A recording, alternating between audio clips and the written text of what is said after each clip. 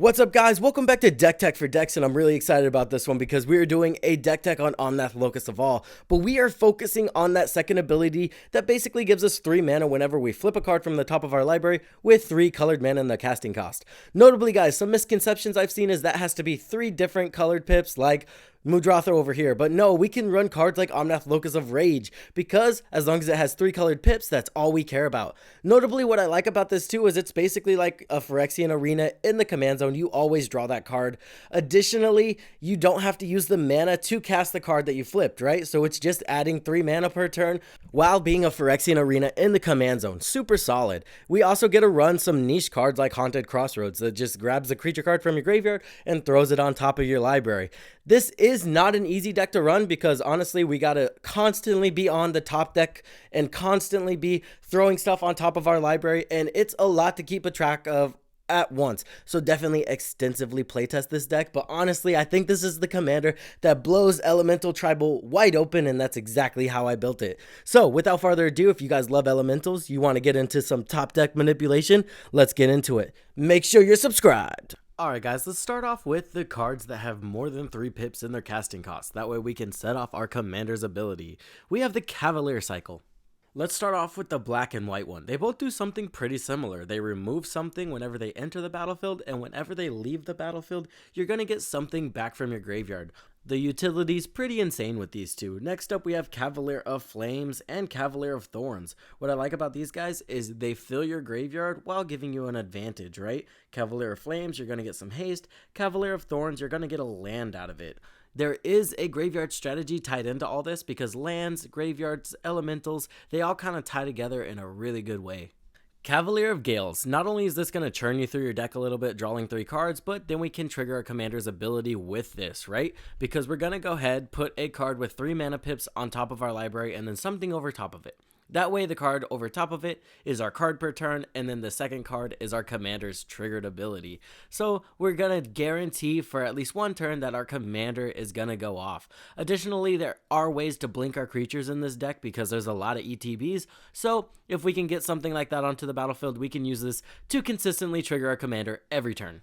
Next up, we are running Omnaths. We have Omnath Locus of Rage, Omnath Locus of Royal, and Omnath Locus of Creation. These are all just super solid cards in the deck, right? We're drawing cards with Locus of Royal, we're creating massive creatures with Omnath Locus of Rage, and Omnath Locus of Creation is going to net us a card and just a lot of value throughout the course of a game.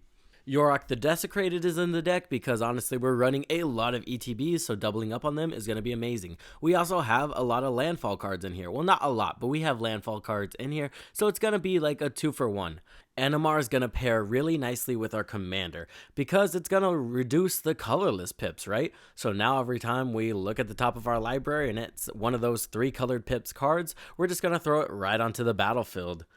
Maelstrom Wanderer. Honestly, I just like Maelstrom Wanderer, and haste is super useful. A lot of people just forget this guy gives all your creatures haste, which is honestly a super underrated ability. Cavalier of Flames also does this, by the way. Mudratha. I like the Gravetide here because it pairs really nice with another card we have in the deck, Birthing Pod. I'll go over how that works later in the deck. Dragon Brood Mother and Coma Cosmos Serpent.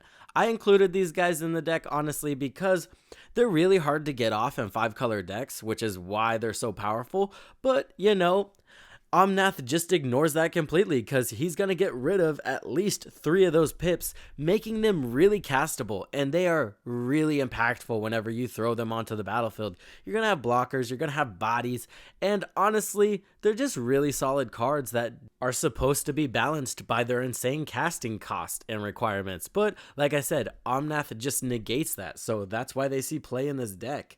Next up, we got some Jund Dragons with Vivictus Asmati the Dire and Korvold Fey Cursed King. Now, Korvold is in here because of the land base we run, right? We run a lot of sacrificed lands that goes for the budget land based and the non-budget land based because that's one of the best way to fix your colors. So now you're just sacrificing lands and drawing cards. Pretty solid.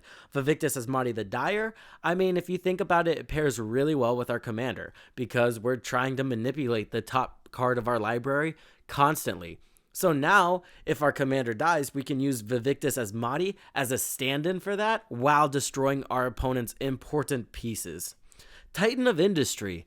This guy's a big beater. It can protect our commander. It enters the battlefield. It's going to destroy some stuff. And honestly, he's just a solid card, since we're only ever going to be paying 4 mana for this guy at the most. Remember, guys, you're guys going to look at the deck tech on this and see the average converted mana cost, and you're probably going to lose your mind.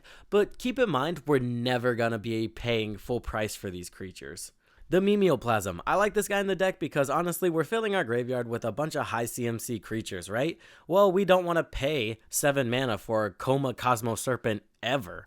So if we can, reduce that by our commander and then cast a Mimeoplasm for 2 mana, targeting a Coma Cosmo Serpent and then whatever else we want, that's going to be a pretty solid option to get past a lot of these costs. Alright guys, let's get on to top deck manipulation. We've got Scroll Rack. This card can consistently get you a card with 3 colored pips on top of your library every turn. It's definitely one of the most solid cards in the deck, right next to Sylvan Library. They just reprinted this card that did impact that price a little bit, so if you want one, definitely pick one up now, but you definitely don't have to run this in the deck. It does make it super inconsistent though, because now we're just taking those 3 colored pipped cards in our hand and throwing them on top of our library, and we're just drawing a lot of cards while doing it. Super solid. Vampiric Tutor and Worldly Tutor. You can play these at instant speed, right? So just play them right before your commander's ability goes off, putting whatever card you want on top of your library, and boom, you're guaranteed to get that trigger. Haunted Crossroads. I like this one because it's a pretty cheap card, pretty niche card, but it works perfectly for this deck. We're just putting a creature card from your graveyard on top of your library. Really solid, does exactly what we need to do.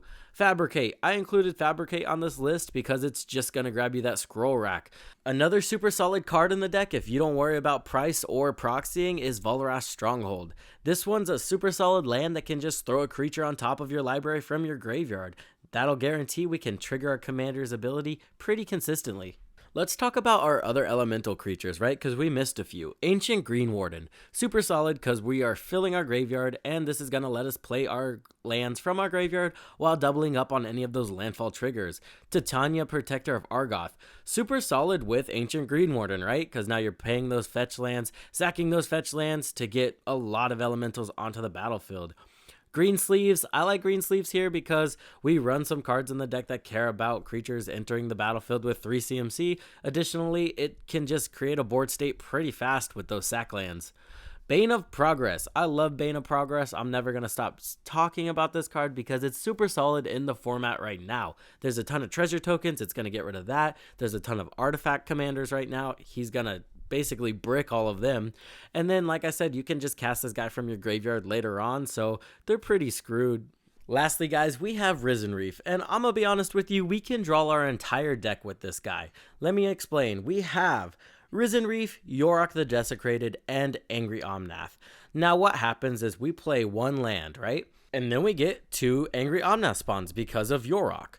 Well, then we're gonna trigger Risen Reef a total of 4 times because of those 2 spawns, because of, again, Yorick. Now, if you get any lands off of the Risen Reef trigger, you're just going to create more elementals, creating, more Risen Reef triggers, drawing more cards. You can essentially draw your deck this way and create a ton of elementals. Now, it is a May ability, so you can shut it off at any point, which is why I didn't include anything, like a Vigor to shuffle everything back into your library. If you want to go that route, you definitely can. Now, that's cool, but how do we win the game with this? Well, we can go a couple routes. We have Warstorm Surge or Terror of the Peaks, right? Whenever those are entering the battlefield, we're dealing damage to our opponent, and that'll take them out.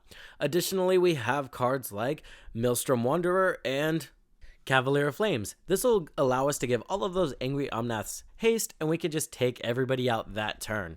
What blows my mind about this combo is actually how consistent it is with how much tutors we run, how fast we can fill the graveyard. This can happen pretty consistently.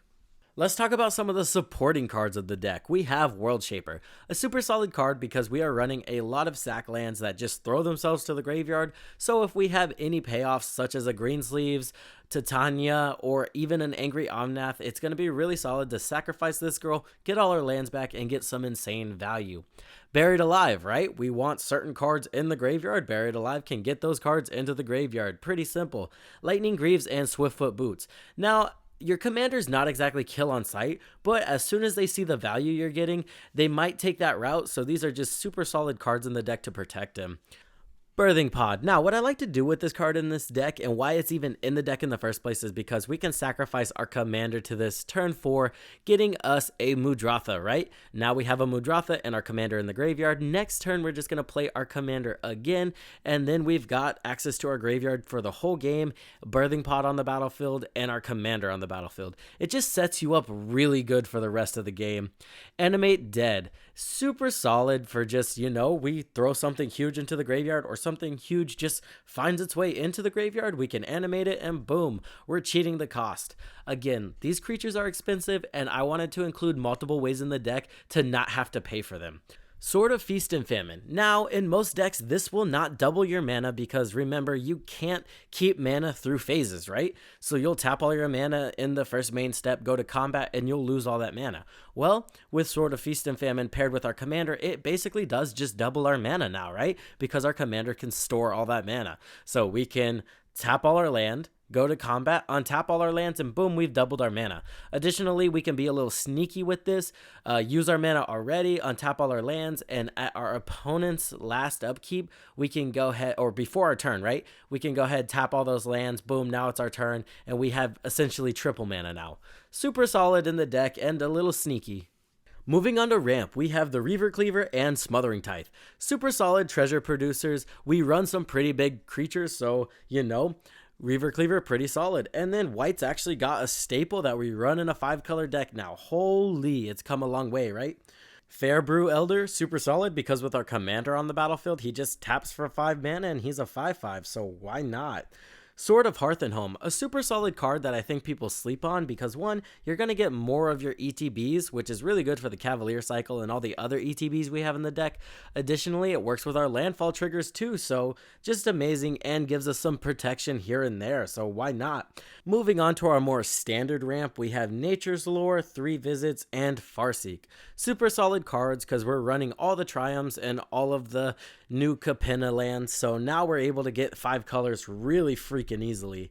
Next up, we have some signets. Now, you might ask yourself, well, what signets do I include? Because you wouldn't want to include them all, which you're definitely right. You don't want all the signets, but you do want every signet with green in them, right? So now you're ramping consistently. You're definitely going to get your ramp off, and honestly, the color fixing is amazing, and let's be honest, elementals run green heavy anyway. Moving on to card draw, we have Elemental Bond. Super solid for those cards that, whenever you play a land, they throw a 3/3 just on the battlefield. Angry Omnath, Greensleeves, Titania, just super solid card draw options for that. Greater Good, we are trying to fill the graveyard, especially with those Angry Omnath spawns. Now we're just chucking, 3 cards into the graveyard, drawing 5, really churning through the deck. And the deck's really good at that, especially when we include this much wheels. Reforge the Soul, Dark Deal, Windfall, and Wheel of Misfortune.